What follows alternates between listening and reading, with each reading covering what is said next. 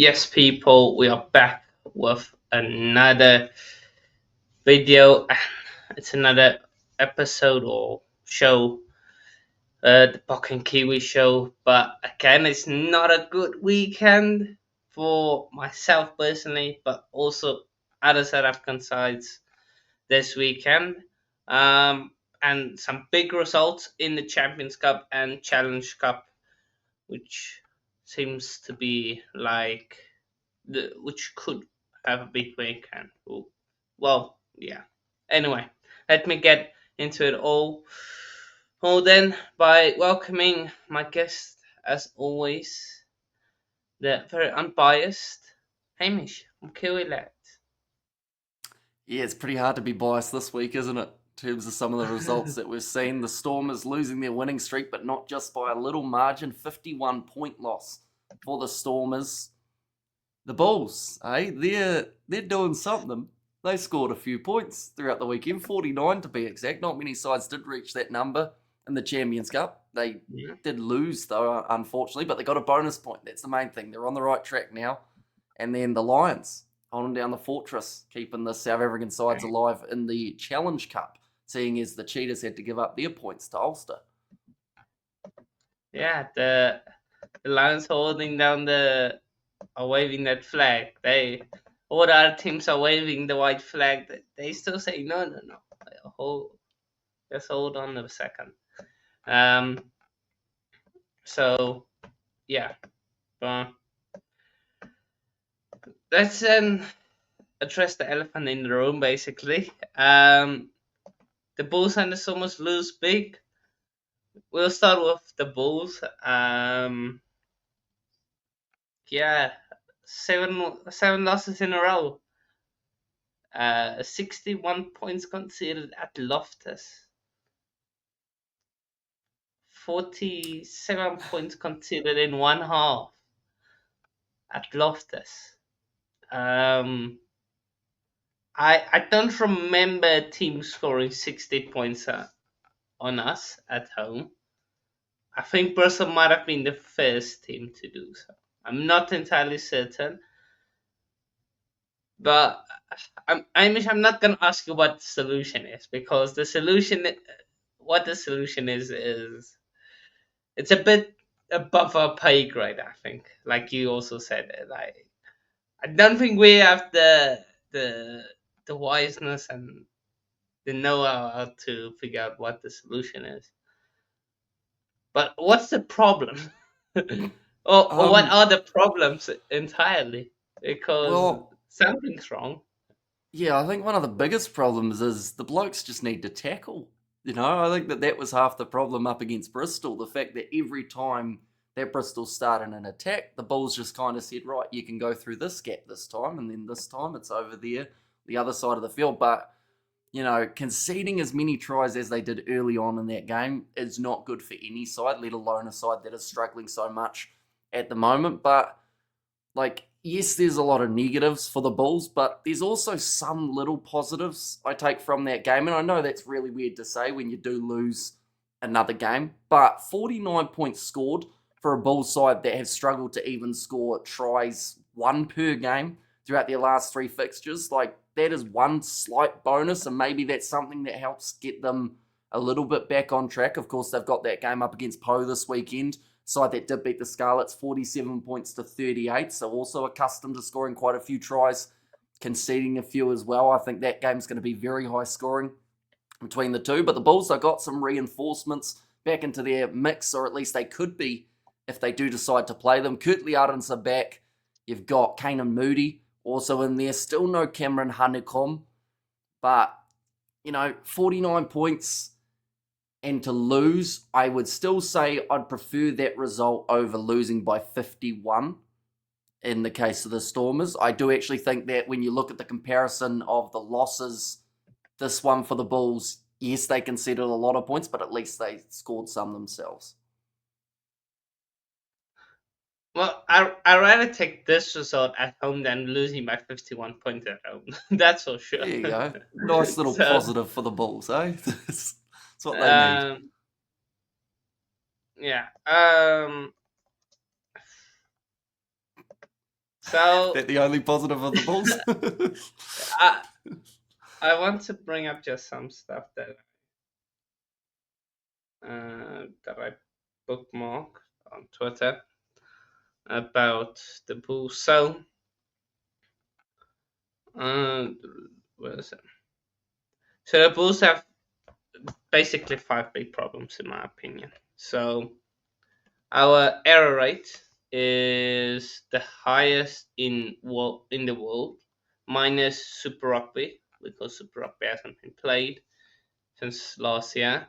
Handling error every 18.5 touches. So that's big. Put same 40th of 40 in the Opta stats. This means they are also among the lowest in ending a possession with a kick. Kicking on own terms. They are giving opponents the ball back with errors, presenting fractured defense much closer to their try. So basically, because we knock the ball on the most out of any team, that also means that you don't kick the ball away, like, or something. You give it away and then it's counter attack, basically. And then your defense is also. The pack is almost as fast as the backs. That's also one problem. If you go through the back line, the pack of forwards, but except for Sebastian Leclerc, Ketley Arendse, Aubrey Gans, Papier, probably also to a certain extent David Krill, if you want to include him. But Jandre Rudolph is fast. Alec Lowe's fast. Who else was? Runner is fast as well, if he wants to be. Jan-Hendrik Vessel's fast. So with Willie, Harold Foster, Andre, it's not the fastest backline. Trevino Jacobs. It's not like he isn't for his position. He isn't the quickest. Like if you put him No. at center, he's probably the quickest. But to be fair to him, he actually had a pretty solid game out of the players in the To be Bulls fair, side. yes, it did. But yeah, it shows the scrum of defense is being done by the forwards. That's a big thing.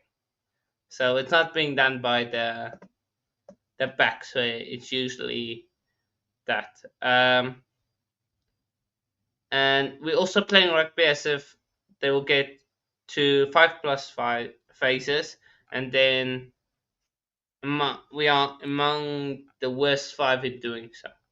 So we try to play rugby and trying to get to 5+ phases, but we never get to that because we just knock the ball on. So, and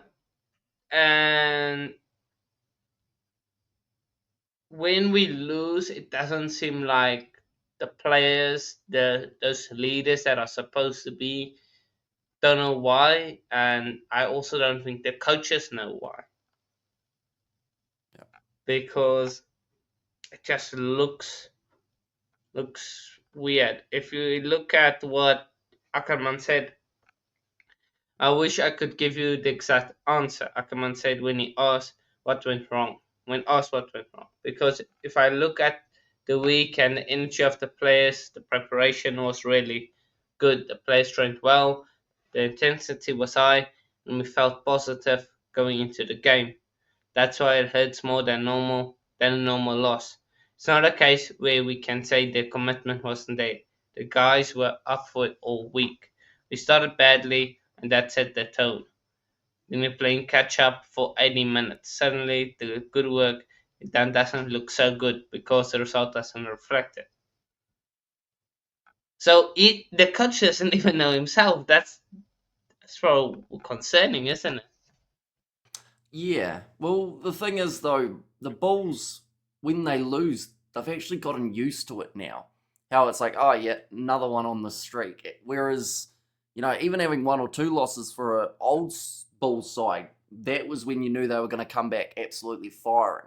But similar to what we see for a side like the All Blacks, like we see for the Springboks, how if they suffer a defeat, you know for sure that week after, they're going to come out absolutely firing, trying to get an even bigger win under their belt. But this Bulls side, like I said, being able to score 49 points in a game that you were pretty much chasing the whole way through, I feel like is pretty commendable for a team that have been struggling to even cross the try line. But the handling errors are just brutal. Watching those games and commentating them as someone who isn't a Bulls supporter, and you see people in the chat going, oh, we've dropped the ball again and again and again. And you just get into that rhythm of, don't get me wrong, they've got a strong scrum, but you can't just rely on that to be able to get you over the line in these games. And it is something that, closing out the season of last URC, it actually helped a lot of South African teams. We saw the Sharks picking up crucial wins because of that power at the scrum. Same with the Bulls, and to a certain extent it was actually the same with the Stormers. But a lot of these other sides, URC level anyway, seem to have caught up with that scrummaging. So the South African four packs, at least in the Champions Cup, they just don't look the most physical out of all the teams, whereas we're used to seeing that kind of little bit more Southern Hemisphere dominance. Definitely when they play each other in South African derbies, that's normally when you see 5 or so injuries just because of all the hard hits going on. But as soon as it's not a South Africa versus South Africa game, they seem to drop off a little bit. It's kind of like you said, it's weird. It's very strange, and it's very hard to actually know what's going on. Do you start getting rid of players? Do you start reshuffling? Do you get rid of coaches? What do you do? And the big thing is, we did bring in Springbok coaches to try and help us, but it doesn't seem like we brought in Felix Jones, we brought in all those guys, but it doesn't seem like it's worked, or hasn't yet. And who's the defense coach at the moment for the Bulls? Defensive coach, I believe. They brought in Jerry Flannery of the Boks. Okay. So I believe we sacked the defensive coach. I believe. I can tell. Because we sacked him after the Sharks game, I believe. Okay. So currently, yeah. So right now, it's Neil the Brain who is gonna coach the backs. Okay. And here we go. I do think that the counter-attack was so dangerous for the Bears in that game, because it just seemed to be any time they broke the line due to a Bulls mistake, no one was there to defend it. So it was as if maybe the Bulls were going a little bit too attacking with the setup that they had. But the amount of times that it was literally interception, Bears just running and no one would catch up, I think it happened 3 or 4 times throughout that game. And if you take away those, the Bulls could have actually got very close in this game. So, yeah, I think it's Cherry. I think it's them. I think it's the Moby unit that's helping with the defense. So it's Jerry Flannery, who I believe is the defensive coach for the Boks, Dwayne, Felix Jones. I think those are the 3 guys. So, yeah. And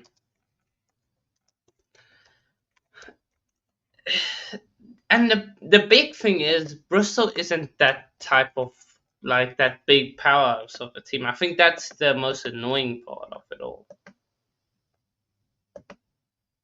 Although they do love scoring tries. Pat Lam has got that type of temperament about him, how, they don't mind conceding, in this case, 49 points, because they know that if they keep on trying to put that hammer down, they can score 60. So, even in their premiership games, they concede a lot, but they seem to be able to just about sneak victories alongside it, which actually puts them in a pretty handy spot in terms of the overall seedings at the moment. Definitely if they can somehow beat Bordeaux in their next game. But that's very hard to do because Bordeaux, once Well, again, looking very strong. with how Bordeaux looked defensively, because Northampton were able, every time Northampton looked like they were going to attack, it looked like they were going to score in that game. So Bristol could have a chance because they beat Newcastle Falcons and they beat Sale. So, but they actually beat a few teams this season. But I should say they only have 4 wins. I guess that's other games then. Can't be.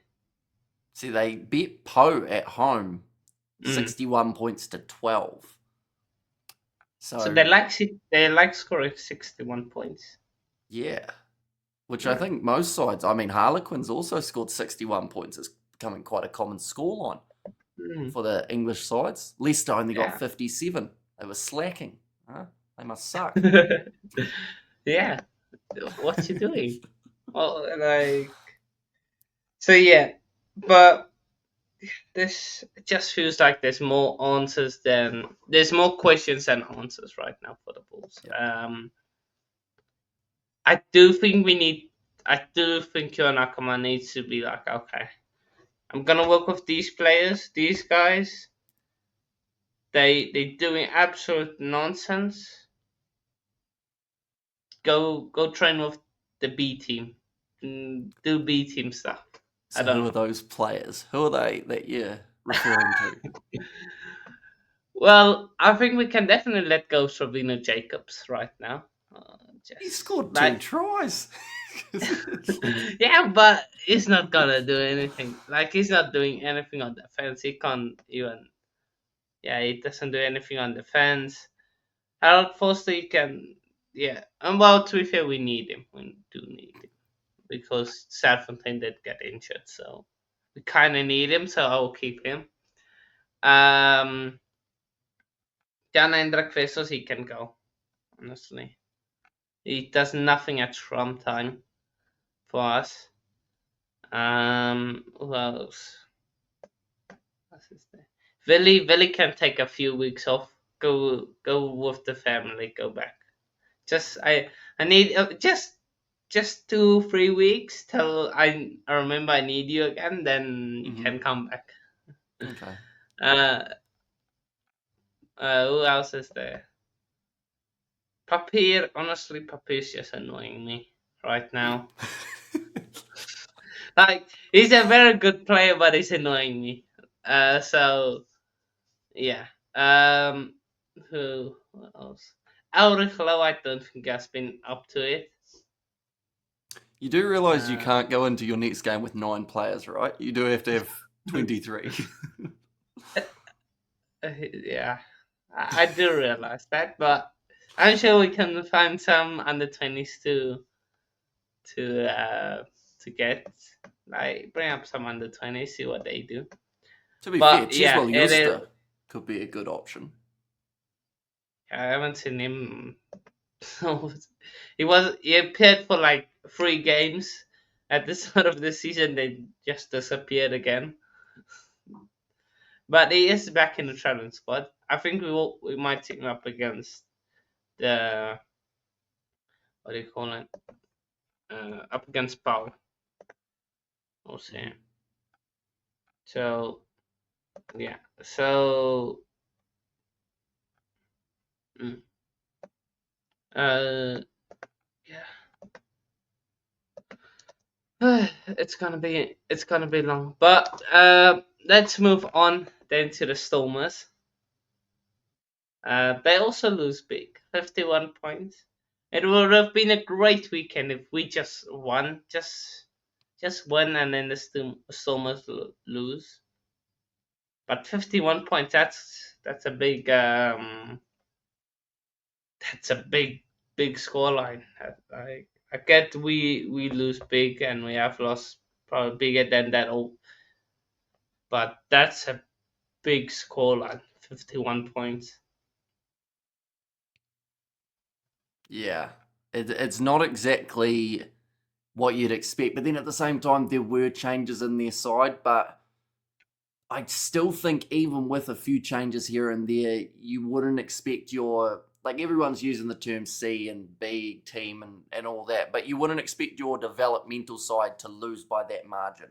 Although last year, when they did play up against the Stormers, or sorry, up against the Harlequins, I think they actually did also concede 50 points in their last match, the Stormers up against the Quins. So it's a common denominator when they play in England that they just don't seem to do well. And I do think that is because normally that's the game that they're willing to experiment. But like it does hurt them a little bit. It ends that big streak, but they're still well and truly in this competition. They've got their next game up against the Leicester Tigers, coming off that 57-14 win over Bayern. So if the Tigers travel well, could be quite an intriguing game. We'll see the Stormers, I assume, add Sasha, add Evan Ruiz, Paul de Villiers, those type of players back into the mix. And who knows how it goes. I think that, yes, it's a massive hiccup in the Stormers season, but they're still undefeated in the URC. They're still in a position in the Champions Cup that they will be going through to the next stage, unless, of course, some sort of really interesting experimental mayhem happens in that group. If La Rochelle beat, I believe they are playing the Harlequins. So if La Rochelle win that game, which it is being played in France, and then the Leicester Tigers are able to beat the Stormers, because of that points differential, it could actually mean that if the Stormers don't receive a bonus point for being within 7, Leicester could actually go through. And that would knock the Stormers down to the Challenge Cup. Now, that was a huge mouthful of a whole heap of random but that information. would mean the Stormers get no points out of that game. True. So if they lost by 8 or somewhere around there and didn't manage to score themselves a bonus point, or Leicester Tigers, if they just get themselves the bonus point, even with the Stormers being within 7, if they don't score those 4 tries, it could drop. So it's quite an interesting scenario to be in, that this group that looks so certain in some regards, like don't get me wrong, Leinster are going through no matter what, and they've got Bayern in the last round, so they should have a little bit of a field day there. But in terms of 2 to 5 in that group, the Quins, the Stormers, La Rochelle, and Leicester, it's a huge amount on the line. And the thing is, whoever does finish 5th in that group, it's a bit early to say it, but I actually think they possibly go on to win the Challenge Cup, or at least get very close to it. Bit of a bold statement. If the Stormers are there, maybe the Stormers can do it. But just in general, the Harlequins, if they somehow end up getting knocked down, whoever ends up in 5th in that group, whether that's Leicester, La Rochelle, Stormers, Quins, one of those 4, I think, go through to the final of the Challenge Cup. Oh, Challenge Cup, yeah, Challenge Cup. Yeah. Sorry. I mixed up. I had Champions Cup. I had Stormers and Champions Cup. I was You're still thinking about the 51-point loss, aren't you? You're smiling ear to ear. It's just improved your mood massively. Yeah. Whoever finishes 5th in that group should have an easy ride in the Challenge Cup. Probably the biggest test is gonna be maybe racing. The Challenge Cup, who's doing good in the Challenge Cup? But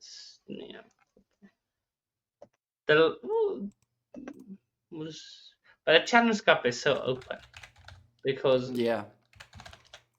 normally is until we see who goes into there from the Champions Cup too. That's normally the one that can kind of mix it up a bit. But Montpellier look good.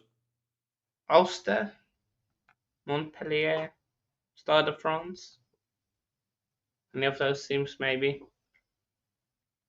So, but yeah, it's gonna be interesting.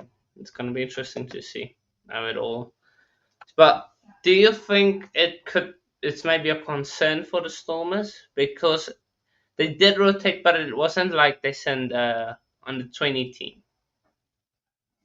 Like it wasn't like the Curry Cup team.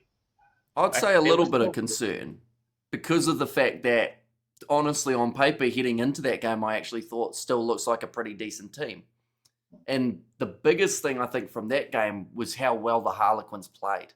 You know, they're a side that recently on social media had to release a statement saying, hey guys, we're terrible at the moment. So we're sorry for that, but we're going to get better. And people didn't expect it to be literally the next week after doing that they were going to look like the Harlequins of old. Like, they looked so clinical throughout the early stages of the game. Their inside passes were precise. And it was great to watch unless you were a Stormers supporter, because, everything they were doing was sticking. And to get such an early lead, it was just really good rugby from the Harlequins. Yeah. You're still trying to hide the smile, but I can see it coming through. This is exactly what you want to hear. But no, it was really good rugby. I think for the Stormers, I think kind of think some of the players needed that rest, because they were a bit lacking a bit in terms of energy up against the Lions and the Bulls. I feel like there was a bit of fatigue there. So I think they should bounce back pretty easily. Leicester Tigers at home. If Leicester Tigers send their best team, then maybe they do something. Don't know if they play the strongest team, Leicester Tigers, in their I think they would have if they scored those 57 points. I think that this was the game that they were focused on really pushing, because for them, they were on, I think, 1 or 0 points heading into this round. Mm-hmm. So for them to get any sort of momentum, to be fair to them, they've had a pretty tough run. Having to face Leinster, as well as, I think they played La Rochelle, I want to say was their other game that they had. Yeah, and they lost 39-20 to La Rochelle, and then lost 23-15 to Leinster. So, you're facing two sides that have been the final of the Champions Cup in the first 2 rounds of the group stage. And then in your last round game, you're facing a side that's undefeated in their URC competition. So if they make it through, they thoroughly deserve it, I would say, because they've pretty much been thrown, I would say, the hardest run out of any side. Now, that's a pretty big statement to make, but when you look at the stats to back it up, you'd have to say it's right up there. I can't think of too many sides that have had a more tough run being such a classy team. Like their 3rd round game, that was up against Bayern, and Bayern, to their credit, they can still, they can get something going every once in a while. They haven't throughout the Champions Cup, of course, but yeah, I'd say that was the win that they definitely needed to get them some sort of momentum, but now it's all about taking that flight down to South Africa and trying to continue it, because, they win that game, theoretically, they should go through. But it's such a close group that maybe they could still miss out. Mm. Yeah, well, they send a big enough team. Freddie Stewart, Adam Radwan was there. Ollie Chisholm, Jack van Portfield, the young scrum half. So pretty good. Joe Ace was also there. It's a pretty good team for Leicester. So let's see. Hopefully Leicester do the job over the Stormers. I just need something to cheer up on weekend. I know the Bulls gonna probably lose again, so need something to cheer it up. But let's move on to the Lions. Well done to them to get a win. Another high-scoring game for them. Don't know did you catch the highlights of it? Oh, I haven't actually been able to watch it as of yet, but I do have to say the Lions, they thoroughly needed that win, because they are sitting 4th in their group at the moment, which does mean if it was to end now, they'd be going through to the quarterfinals, but they have to play the side just ahead of them, who are also on the 6 points. So one of those two sides will go up, and then from there, I think the Dragons play Newcastle and Lyon play Benetton. So if either Lyon or the Dragons win, they can actually go ahead of whoever loses between the Lions and Perpignan. So that group's wide open. There's so many groups that still have a lot that can happen across the Champions and Challenge Cup, which means that all the games next week, they're going to be must-see. And there's also 7s going on, so I don't know how I'm going to watch them all at once. Yeah. With sevens, that's gonna be very tricky. So yeah, but yeah, well done. Like if the Lions manage to like get what kind of Lions? They can't get into second. Can't they? Can't. Yeah, it's No, unfortunate. they got a 7-point gap, Hmm. which is So, quite substantial. but they can get into third, and third would mean they who do they play? They might play one of the Champions Cup teams, maybe, or one of the third place teams. Not entirely sure, but I think if they do get third, actually, if you do get, you probably don't want to get third because let's say you do play the second place teams, you're playing Ospreys or Ulster. So I don't know if you want to play one of them. But it's probably better than the Champions Cup teams. So might be better than Champions Cup teams. So yeah. But no, honestly, well done to them. Hopefully they can go far into Europe and make us proud because yeah, it's gonna be interesting. Who do the Lions have in the URC next week? I think The they weekend play a South African derby off. very soon, don't they? But I think that might be the game Ospreys after. away. Yeah. So what do you go with then if you're the Lions? Because Bulls. the big guns are gonna be flying over. But do you mix and match? Because if you look URC table, the Ospreys are quite close. Or the Ospreys, I think the Ospreys with their wins are now quite close to them. Yeah, the Ospreys are in ninth, so it's 7th against ninth.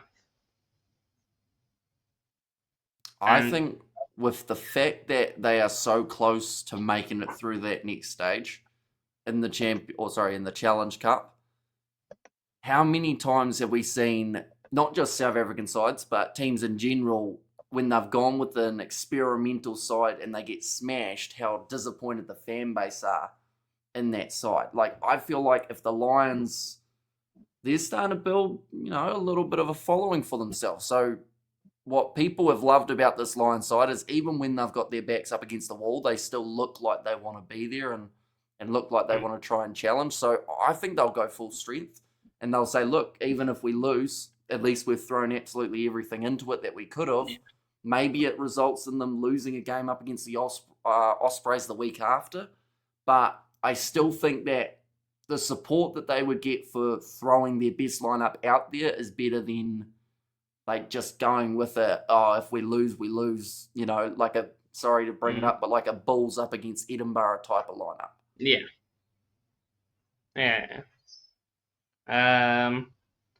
But yeah, it's gonna be interesting. And the Sharks, they turned up for a bit. They were in the lead. I think they came. I think they came close again. So to be fair, I was thinking they would do worse than they did. The Sharks. So I think yes, it's a loss, but it's an expected loss. The big thing is you've put yourself now in a difficult place to qualify. That's the big thing. It's a bit disappointing for the Sharks because of the fact that if they don't qualify for the Champions or Challenge Cup, their URC season's not looking great. Like it does seem like they'll probably miss out on the playoffs there as well, but maybe they're banking on the fact that if they don't get through to the Champions Cup, they'll fall back into the Challenge Cup because of that win that they had earlier on in the season up against Saracens. And I mean, they have won the Challenge Cup before, so maybe that's the one that they're starting to focus on a little bit. You can play your more experimental sides for those games and then have your full strength for the URC, or vice versa. Maybe you spend the second half of the URC season trying to find new combinations that work for the Shark side, because they have to try and do something about the Springbok kind of weeks off that they have to have, the mandatory rest periods, because if you're losing 13 of your players in a game, you're never going to look like that same side. And I think we kind of learnt that here, but there was still some standout players for the Sharks in terms of the younger guys stepping up. So, yeah, not all doom and gloom from this game. A 16-point loss, it's, like you said, better than some were anticipating, definitely with the team that were chucked out there on the park. But, yeah, I think that the game next week, they're up against Clermont, that'll be a test. And hopefully they have their strongest lineup playing in Durban, because, you know, if they do, I think they've got a pretty good shot of winning that. Yeah. I don't think points difference will get them above Saracens, because Saracens play up against Glasgow. So let's say Saracens get nothing from that game. Sharks at 5 points. It's still gonna be difficult with that points difference. So kind of comes down to what to lose, dude, doesn't it? Yeah, to lose up against Sale. But if that was in England, you might be favouring Sale and saying, okay, go and do us a job. But away at France, it's a bit tough. But let's see, maybe the Sharks stick together. Both sets of Sharks stick together. Let's see. So yeah, but hopefully for the Sharks, I think they're probably banking on getting that. That's what do you call it? The Challenge Cup. I think they're banking on it. Yeah. But I doubt they will lose so far against Clermont that Clermont will catch up to the points difference. Because currently it's a 22-point gap. Yeah, so you'd imagine that Clermont may even throw in a more makeshift team at this stage of the season because of that top 14 and how close it's getting at the moment.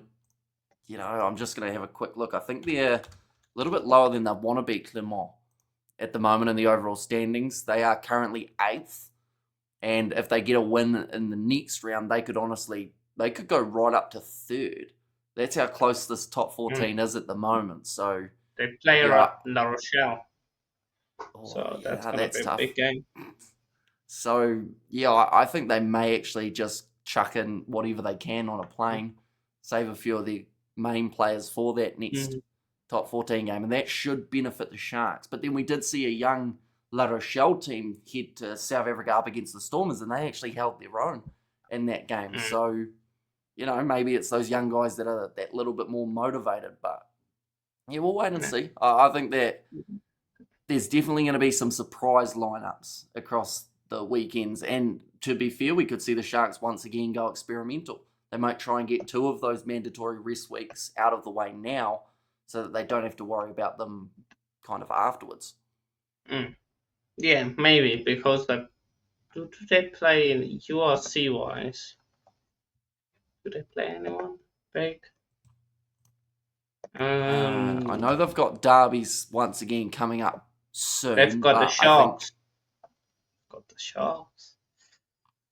Well, that's Stormers Sharks on the 25th. Yeah, 24th. Sorry, my bad. Stormers Sharks, yeah. Not Sharks against Sharks. Stormers. Boy, that's big. So twice do you in a just row too. Maybe you'd maybe it's gonna be interesting to see the lineups. So yeah, but then just want to quickly touch on this. Ulster ended 5 points up against the Cheetahs. Of course, that game did not take place. And according to the statement from the EPCR, so upon review of all the information available, the match result should be recorded as 28-0 win to Ulster, and 5 points will be awarded to Ulster Rugby. Despite the obvious challenges connected with playing of this fixture, and noting the incredible efforts of the Toyota Cheetahs and Rugby Netherlands to ensure the fixture could take place, it is the hosting club's responsibility to ensure the match can go ahead, and therefore the match result should be recorded 28 no 4 try bonus point win for Ulster, with 5 match points being awarded as consequence. Um, it feels very harsh because I don't know why they're playing the games in Netherlands. I'm not entirely sure. Because I think You they know, played there last year too, did they? Or they played mm, somewhere in Europe. Seems to be something that yeah. they have to. Yeah, they count as one of those sides that aren't so much South African based, but they're still like from South Africa. But yeah, it's pretty rough for the Cheetahs. Yes, they weren't probably going to make it through anyway. They currently sit on 0 points after their first 3 games. But yeah, I mean, Ulster will take it. 5 points there puts them into second place in their group, puts them right back on track. But it probably sums up the South African rugby weekend in terms of the Champions and Challenge Cup, with the exception of the Lions, who managed to get themselves the victory. But yeah, it's unfortunate, and I feel like surely they could have tried to reschedule. But then at the same time, the rugby schedule's so hectic now that there's literally no weeks off for any side. So like you can't really pick the weather, unfortunately. But you can pick who gets 28 points and a bonus point. So the CEO of the Cheetahs, Rory Duncan, has detailed their desperate effort to. So severe winter conditions in the Netherlands led to Duke's Rugby clubs in a place in Netherlands. Don't know what how to pronounce it, being cancelled, but not before the club and local community tried everything to save the fixture. Duncan told News 24 that players, staff, and locals worked for 3 days to remove snow manually. The community and everybody at the rugby club got involved, from young kids to adults. Everyone was involved because it was quite a big operation. We did everything in our power. We really worked. And I'm talking about manual labor, moving the snow off, and the pitch used every resource we had. We wanted to play the fixture. Despite those efforts, of course, the result was happened. So yeah. So the Cheetahs have been based in Amsterdam during their 4 seasons in the Challenge Cup, having accepted EPCR's recruitment that invitational non-European teams operate from a European base. Cheetahs conclude the Challenge Cup campaign with an away match against Racing in Paris on Sunday. So they did try everything, it seems like. Yeah. So basically, why they do play in the Netherlands is because, of course, they were cut from the South African teams. So they can't qualify basically for Champions Cup or Challenge Cup. So they basically, like with the Sevens, you get those invitational teams. It's basically similar to that. Now, EPCR just told them you have to be based in Europe because it's reduces travel costs, helps with logistics, and keeps them also a bit more visible in Europe as well. I think it gives them also a bit more money. Yeah. So yeah, so that's why it's probably a bit annoying for them that they have to play there, because if they had to play these games in Bloemfontein, I feel like they probably won a few of them, to be honest, because that in terms of weather and stuff, it could help them. So yeah, but let's then get into some of the other. Should we get into the fixtures or results? Let's get into the We fixtures could go and then we results. will. Oh, okay. Sorry, we'll get into the fixtures and then like mention some of the results that happened Okay. when we come to each team. So,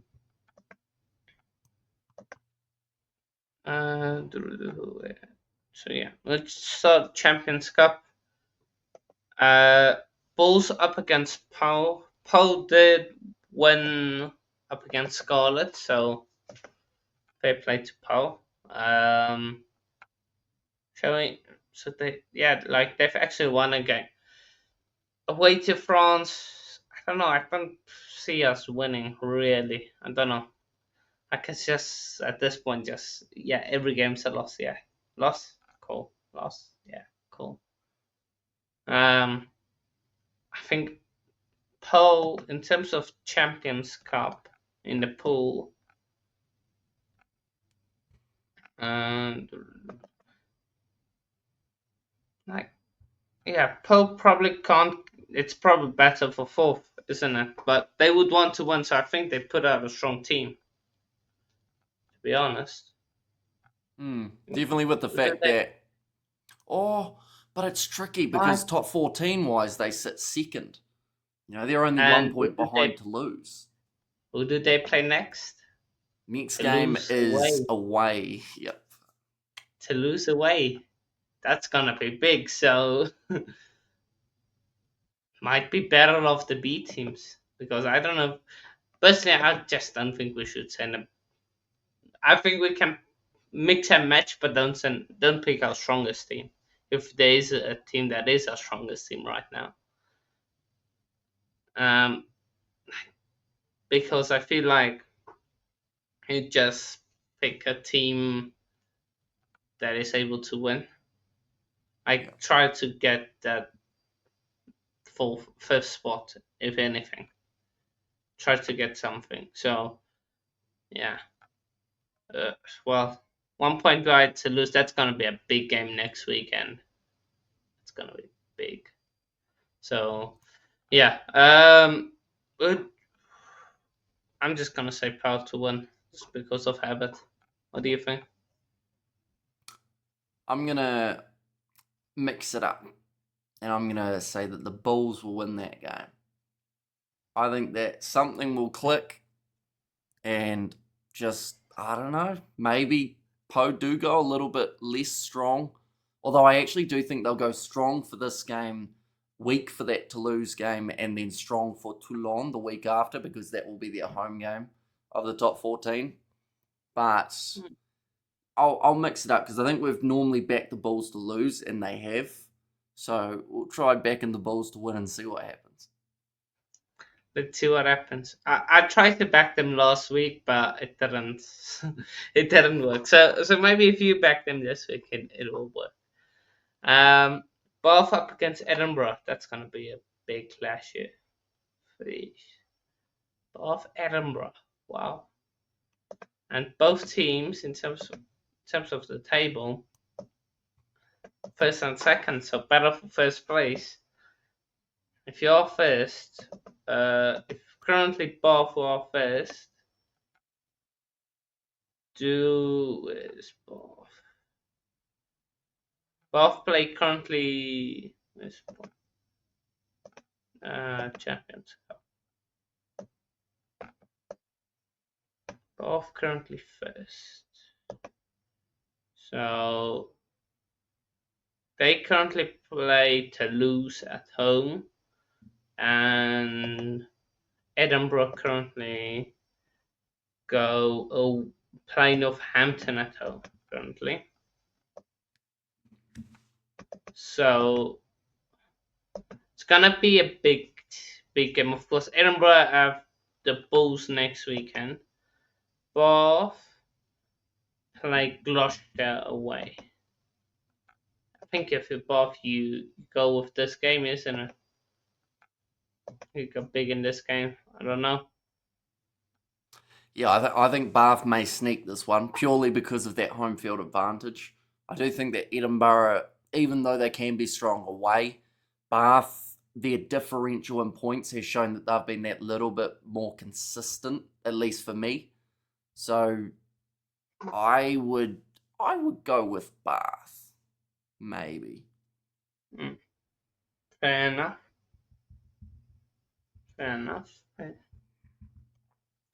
Then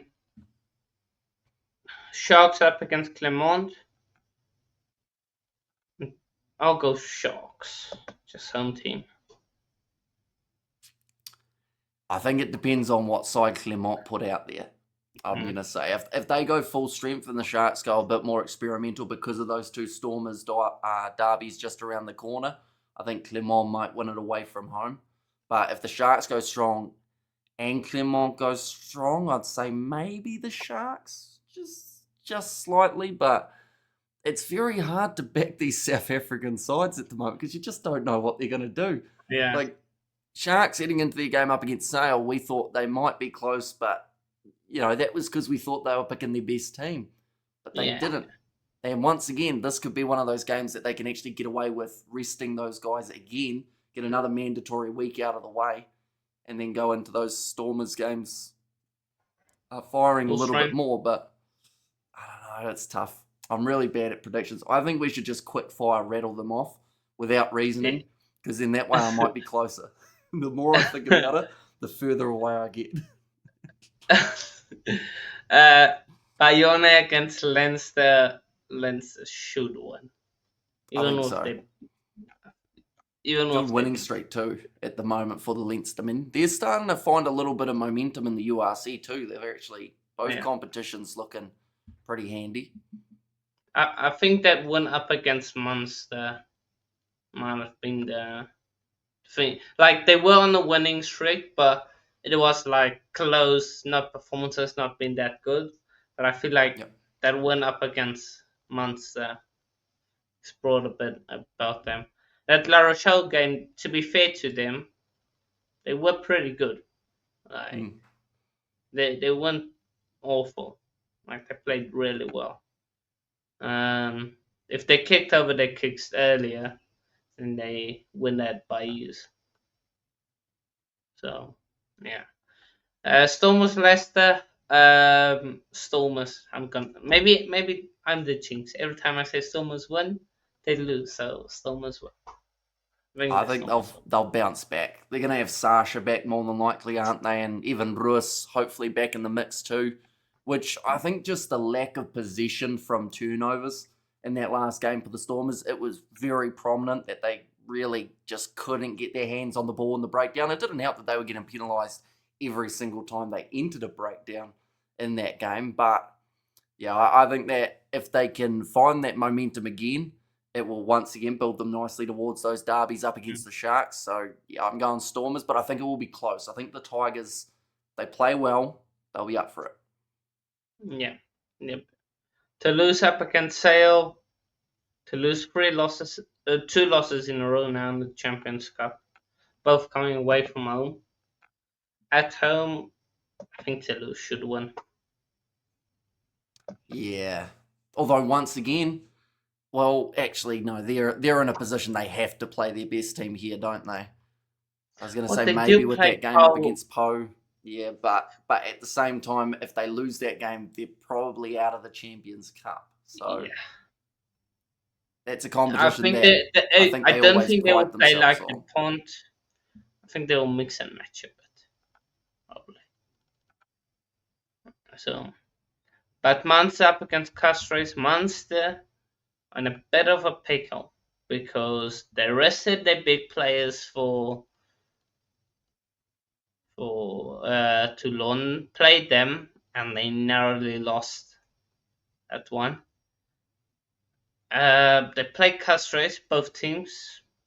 5th and 6th. Both have a win. Both have bonus point.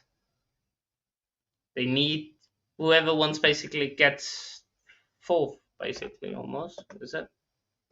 Where's it? Champions Cup. So whoever wins probably puts himself in a good position to get 4th, because Toulon and Gloucester play each other. So I think at home I'm gonna back Munster. I would stick with that too. I think just because it's very hard not to like Munster. They've had a little bit of up and down Yeah. at times this season, but they've still had some very nice wins. And a lot of the time when they lose, they don't lose that badly. Like their 2 point loss to Toulon, they easily could have won that game. You look at their game the week prior, they were up against Gloucester, won at 31-3, and then their game before that in the first round, they did lose to Bath 40 points to 14, so they definitely don't like an away game at the moment, Munster, for this competition, but they absolutely love a home game. So yeah, I'd go with them. Yeah. Gloucester Toulon. Whoever wins goes through, basically. I think Toulon might dig deep for that game. I think that they've got the ability to win away from home if they pick their best team. Very hard to tell at this stage of the week what they're going to do, but if it means that they can go through to that next stage, I think they might risk it.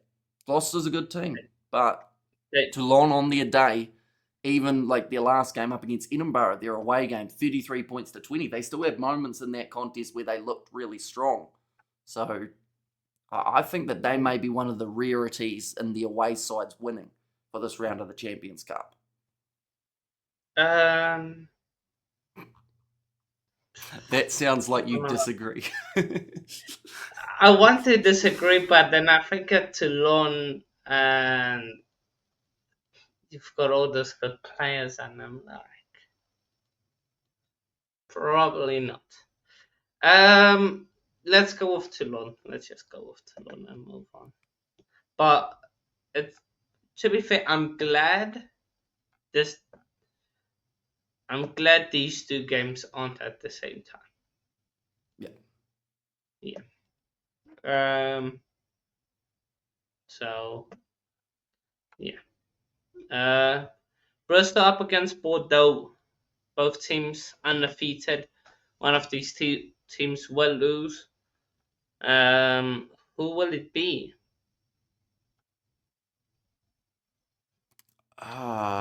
It's a tricky one I'm because going Bordeaux to win. I'm going Bordeaux to win. I think that they just love the idea of finishing top of the whole competition. And it's something that helped them out last time, although you only really have to be in the top two, because at the end of the day, after that stage, you do end up still having that neutral final. But it is a bit of a 50-50, and it depends on what Bristol do after their game that they just had up against the Bulls, because even though they won that contest, it would have taken a lot out of them, scoring 61 points and conceding 49, like a 110-point victory. While they've got to travel back up north, whereas Bordeaux don't have to travel as far. So I'm actually going to go Bordeaux there as well. I think that Bristol will be fatigued. They'll show still a lot of fight because that's what Pat Lam has taught that side to do, but I think that Bordeaux, just if they get that backline firing, didn't see a huge amount of Damien Pinot, or at least not as much as I wanted to see throughout that game up against the Northampton Saints. I think he's going to be very dangerous in that game. Yeah. Currently, Bordeaux do play Pau at home, and Bristol play Stormers at home currently. Okay.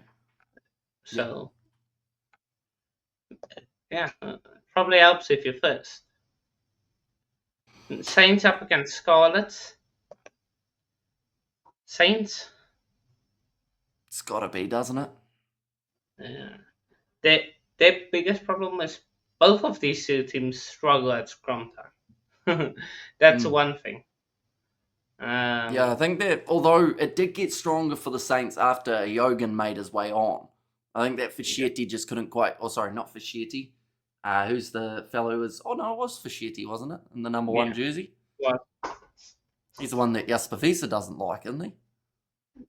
I think so. Yeah. Headbutt situation, but I think that Jogan, if he can play predominant amount of this game, Scarlets, they are a side that can cause an upset, but I just think that the Saints, this is I don't know, they still have that little bit of vengeance about them from what happened last year's final and also what happened last week. We saw the fired upness from Bordeaux as well as the Saints. Henry Pollock scoring the double. He gets under so many people's skins, but I have to say, Why like, did Bordeaux? I don't know what he done to Bordeaux though. I Like, think it's just people don't like his confidence or arrogance, depending on how you look at it. He scored the try early on, and then he did his pulse thing and shushed the crowd, but they were booing him long before that stage. And then, did you I see was that? saying when Bordeaux scored all those tries, we need one of the Bordeaux players just to go with the post celebration. Mm, Just one of them just needed to do that. I'll be honest, if Damien Pinot scored it, I think he would have. I feel like he's that type of guy. Apparently, he's a bit of a jokester off the field. So he would probably be that guy who did it. But did you see when Pollock took that quick tap and just absolutely smashed the halfback? That was brutal, that one. No wonder they didn't Yeah, like him after that. But no, that chip yeah. and chase down the wing was class. Oh, that He's a good beautiful. player and it annoys people. He He's is kind of good. like a heel in WWE. He's the bad guy, Yeah, the Colby Covington of the USC. We've got Henry Pollock of England. yeah, yeah. But big game, La Rochelle up against Harlequins. If we have a look at the table, La Rochelle in fourth. They would want to get at least. Oh, they want to get a win basically Yep. because they don't want to. If the Stormers do one, they don't want to give this one up. So yeah, because they could still go out. If Leicester gets a bonus point in that game, it's set on the same point, and Leicester might have a better points difference. So I feel like La Rochelle might go strong in this one. Um, back Yeah, in La Rochelle, yeah. I think so. Although I do like what the Harlequins have been doing the last two games. They've looked like a whole different side, and actually combined from their last two games, they've scored about 130 points. So Wow. Oh, yeah, it's quite impressive. Although both those games have been at home. Their away game in the first round, they did lose 45-28 up against Leinster, but premiership wise, they are struggling. But outside of premiership, they're actually doing quite well in the Champions Cup. So this one will be, I believe, closer than people think. But I think La Rochelle will still take it. then one of the games of the weekend, Glasgow up against Saracens. Scotland versus um, England, basically, almost. So you've got Itoje, you've got who's Glasgow, who's Scott Cummings, I think, for Glasgow's there. So Scotland versus England, this one. Mini preview to the Six Nations that's coming up. So I feel like Glasgow at home are just unstoppable almost. Like whoever beats Glasgow at home deserves a lot of praise. I wonder if I should throw the curveball of saying that Saracens will win this one. Just because last round we did see quite a few underdogs win up against the favourites. And of course, this one's probably not the game to decide to do that on. But I think that Saracens, the fact that they bet to lose, that was a game that, yes, it was at home, but they weren't really expected to do that. And I just feel like Glasgow are due for a bit of a shaky game somewhere along the lines. You could argue it was their game up against Toulouse that was shaky, and then they went on and had a brilliant second half. But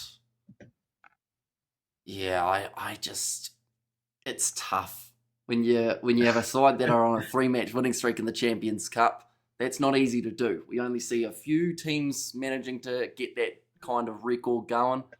I'll go Saracens though, even though I think Glasgow will win. But I feel like I got to throw in that curveball. The big thing is for Glasgow, let's say La Rochelle do end in fourth in their group, yeah. The Stormers win, La Rochelle win, but La Rochelle get fourth.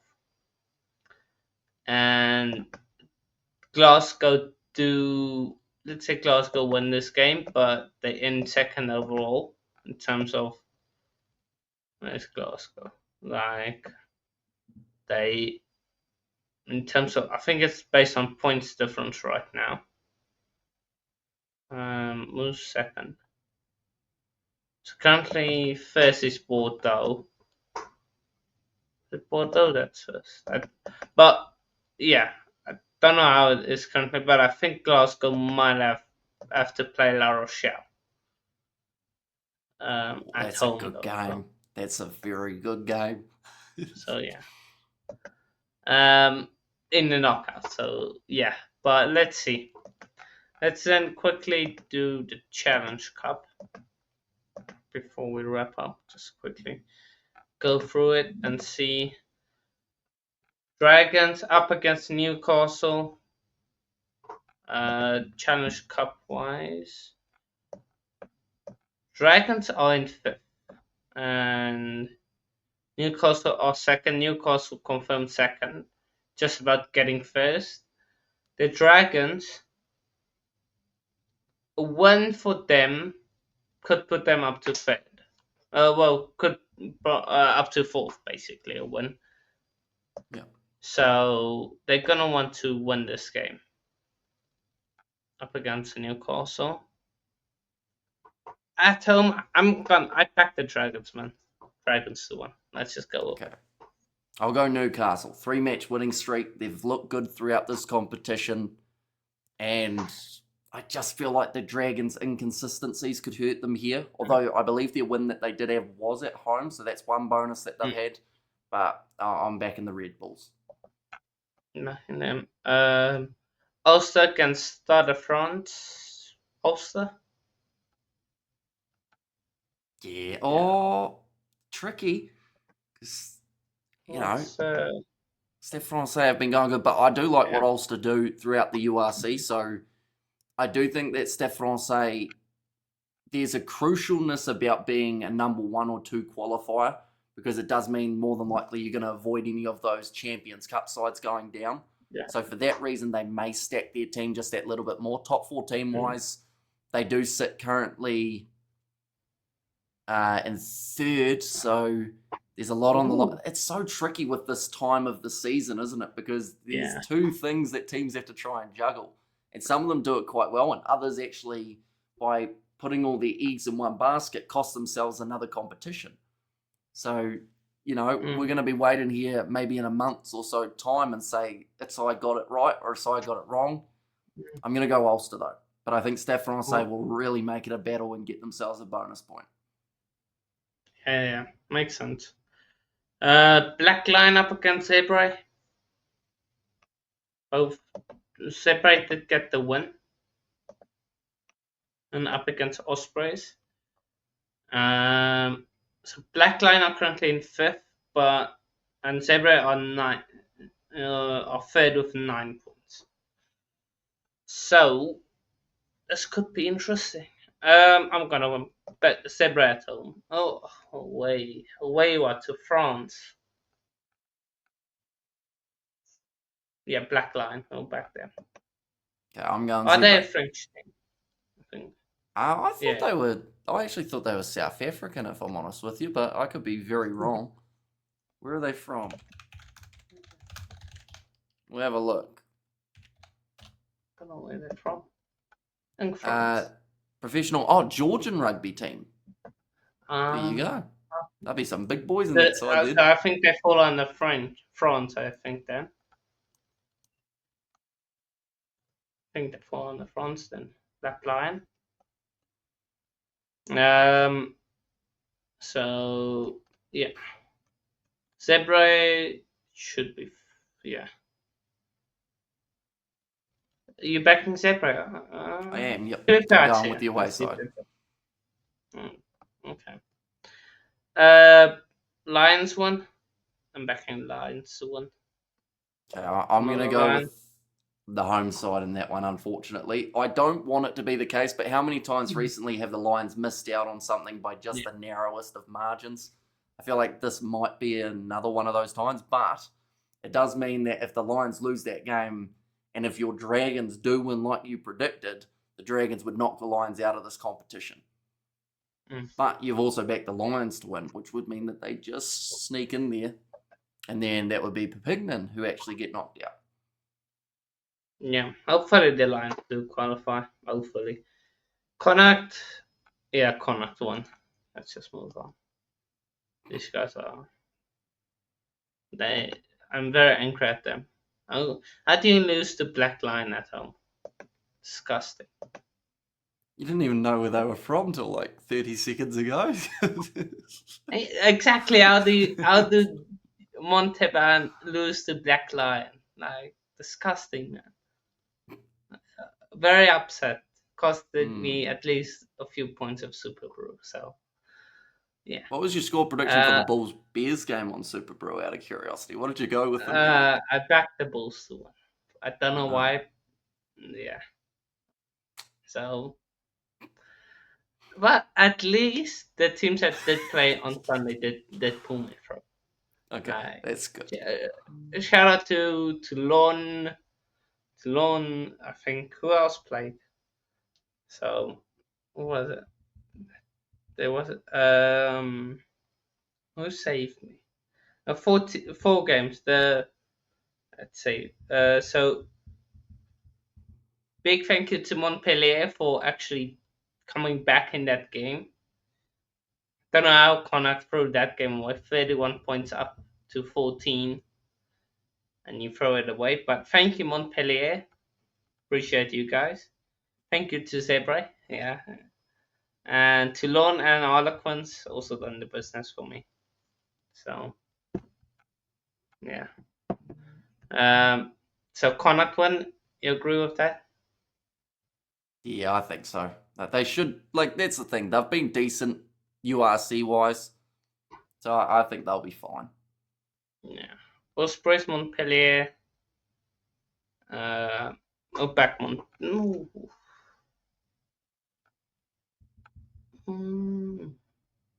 Ospreys at home team. Maybe. Let's back Montpellier. Why not? Montpellier. See, I think that game, I always like to back a draw. Although I do see that the Exeter Chiefs had the draw in their middle game. But I'm going draw. Just because it can happen, you know? A little bit of a fun little back and forth contest. Because how many games, there's been quite a few that have been split by only like 2 points because one side's got a conversion and the other one hasn't. So I think, going with that. Draw, fun times. Okay. Exeter Cardiff. I'll go for drawing this one. Why not? Well, we go with the draws. Okay. Exeter Chiefs against Cardiff. See, I was about to say a Cardiff win, but now I'm like, Cardiff playing the URC the next week after. And they're currently sitting third. They can't get knocked out of the quarterfinals. Neither can Exeter. I'll go Exeter win that game because Cardiff may not have the eggs in the basket. I like using that saying at the moment. I also had eggs for dinner, so maybe that's why it's being used so much. Fair enough. Lyon up against Benetton.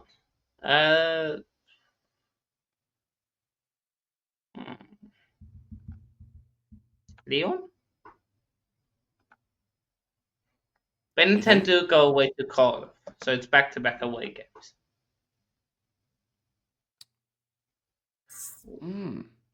I don't know. Lyon have had a rough run, and they score points. Like, they lost to the Dragons 23-21. They lost to Newcastle 23-14, and then they lost to the Lions most recently 42-33. So they don't lose by a lot when they do. Yeah.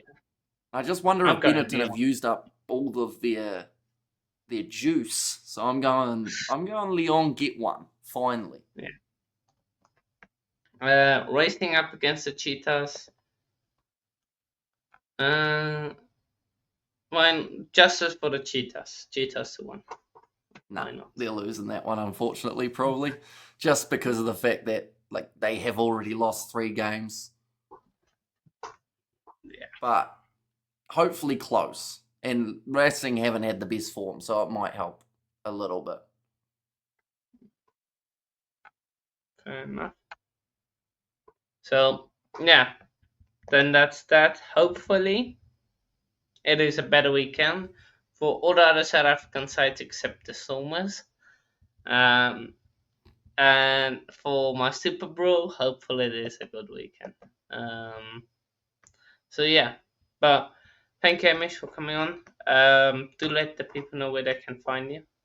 You can find me on the Kiwi Lads YouTube channel. It's going to be a hectic weekend. There's going to be plenty of streams for these Champions Cup games as we get a little bit closer to finding out who's playing who in the round of 16. Also, try and find a way of doing some sevens in there too, more than likely. But it's going to be an exciting one. I think also the AFCON final, something that you cover, is happening this weekend, isn't it? Yeah, Who's going to Sunday. win that? Well, we must first find out who's going to get to the final. That's true. Because the semis are tomorrow, Wednesday. Well, today for you. Mm-hmm.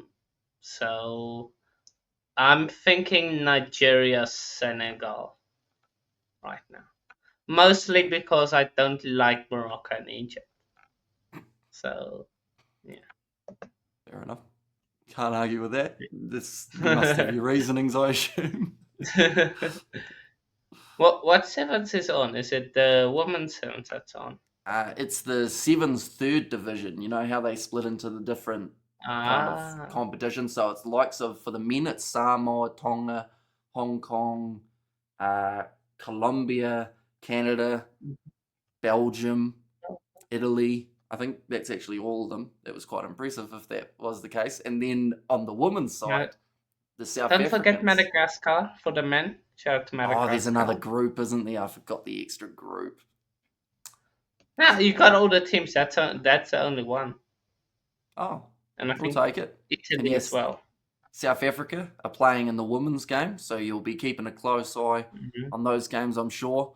They play some interesting opposition. They play Czechia, I believe, is one of their games. They've also got their opening contest. Who do they play? I think it's Mexico. Well, they play Mexico in one of the early games. So we're going to get to see some really different games that we haven't experienced before. Bit of fun. Yeah, it's going to be very interesting games. Hopefully it's good games. So. But sevens are mostly good games. So yeah. But yeah, people do make sure to like and subscribe, and then we'll leave on that. Hopefully it is just as good as a weekend in terms of rugby for as last weekend. So yeah, cheers people. We'll see you all in a bit.